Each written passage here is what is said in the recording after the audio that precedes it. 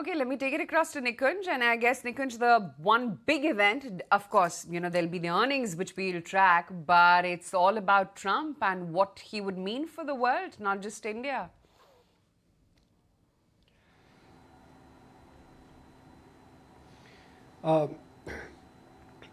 Aisha, look, next couple of, not only this week, but next couple of days, everything the US President-elect Donald Trump is going to be indicating, speaking, or perhaps marking would be analyzed with a magnifying glass. And that's what markets have done.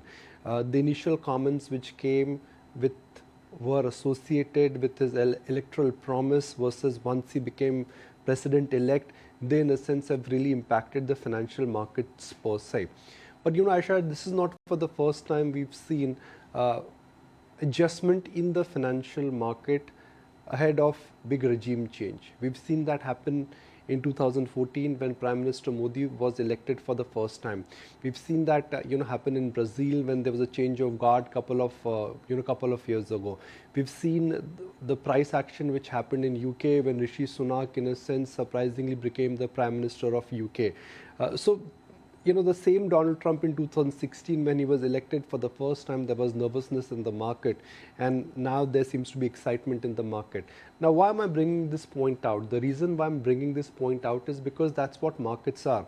Markets in the short term, they will always perhaps focus on the obvious, and then they would try to price out what really could be called as a perfect scenario.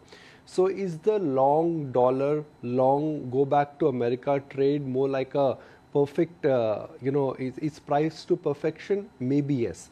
This trade may extend itself for some more weeks, maybe few months, but I think the shelf life for this long dollar sell emerging markets, go back to America trade, I think somewhere will hit the climax. That's part one of the story. In the short term, I think what would be interesting to see that are we likely to see a onslaught of tariffs within the next 15 days, or like I was reading in the newspaper today that Donald Trump may make a visit to China followed by one visit in America. Also, it could be surprisingly different than what we in a sense were assuming or what markets are assuming. That adjustment will take some time, Aisha. It's not that overnight dollar will collapse or overnight money will come back to emerging markets. But we've always learned, Aisha, over the years, both of us have tracked market, which is that you buy the rumor and you sell the news. I think it really may be that kind of a case now, because if history and if political market adjustments are anything to go by, we've seen that market in the near term, they always tend to overreact, and then reality hits the market and financial markets, they start adjusting. So to imagine that this trade is going to continue for perpetuity, rupee is going to decline, we'll have a separate chat on rupee. I think beyond a point is not going to exist. For this week, Aisha, let's first look at the setting on the table. We'll talk about earnings. The setting on the table is not all that bad. Nifty is marking a very predictable range. Earnings season, not great, but not like as bad as what we got from Q2. Sliver of the market has surprised, sliver of the market has disappointed, and by and large, plus minus 2 or 3%, we've not had an earning casualty. This week is important. You have HDFC Bank, you have ICICI Bank, and you have HUL. They in a sense will tell you which way things are moving, at least for the domestic market per se. And Aisha, this entire rupee weakness is getting so much of headline that I've always seen that when anything gets so much of headline, that problem tends to get arrested. So it's not going to be arrested overnight, but I think somewhere the first half, the assumptions what we've made for the financial market, they could be contradicted or they could start reversing very soon. Adrian spoke about the dollar strength will continue for a couple of quarters. I would differ, and I would say it will not be a couple of quarters. It could be just few weeks or months. Hoping to the rupee bottoming out sometime soon. But Nikunj, talking about our own internals, today, of course, you'll have Kotak Bank react to the numbers other than, of course, Wipro and Tech Mahindra. But more so Kotak Bank, it's a positive surprise there. And, that negativity that you had after Axis Bank's numbers, maybe some of that could get rubbed off.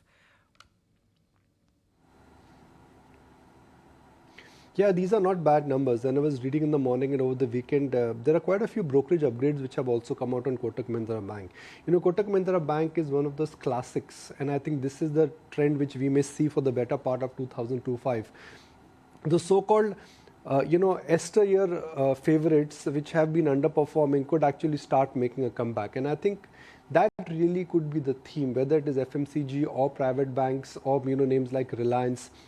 The real hard hitters, which in a sense were the horsemen of the market, Reliance, Kotak Mahindra Bank, HDFC Bank, some of these stocks which have really become the they've gone on the back burner, so to speak. That's where I think the element of surprise would kick in. I don't think the market in a sense is very excited about IT any longer.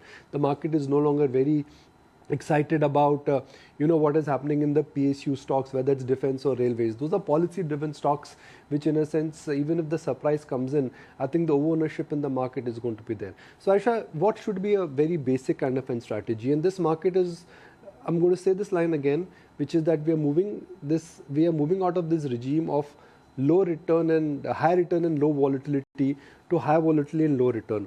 What do you do in this kind of a market? So if your time horizon, Aisha, is genuinely couple of years, then there is nothing to worry. What is looking like a turbulence right now, 6 months from now would be forgotten or would be considered as a buying opportunity. This is not the first time Nifty has corrected 10%, and it is not for the first time mid and small cap stocks have corrected 20%. See, Aisha, volumes are down. Stocks have corrected. Nifty itself has corrected. So markets are not cheap, but they are reasonable. The participation is low. The froth is not there, and the fear of God, if I may use that word, the fear in the market is back. You talk to anybody, they are now actually talking about what to sell rather than what to buy and what to chase. So the template in the market has changed. What do you do in this kind of a market? If you are calling this market as a high volatility and low regime market, if you cannot digest a 5 to 10% volatility, then sit on cash. If at all 5% lower, it is really genuine time to start buying large cap stocks. Within the large cap stocks, I think the leadership will come from private banks. It will continue in manufacturing, and I think the old forgotten stocks will make a comeback. I think autos are looking reasonable. The sleaze of launches which have happened in Auto Expo, the latest data which has come on auto in terms of where the positioning is, 5 to 7% growth for passenger cars, almost like a double-digit growth for two-wheelers, a mid-teen growth for three-wheelers, not bad. So that is one space where the party could continue. I think defense, railways, all them should go on a back burner. And this week, in a sense, decisively, we would know which way the earnings would move. And then I have to throw in one more ingredient in the melting pot, Aisha. We are talking about Trump inauguration, but there is a budget event here. And somewhere I think the budget expectations are low. So maybe post middle of this week or early next week, that climax into the budget, you also could see some budget khabar, budget buzz, and budget trades also. We're going to be tracking all of that extremely closely. If you like this video, then like, share and subscribe to ET Now.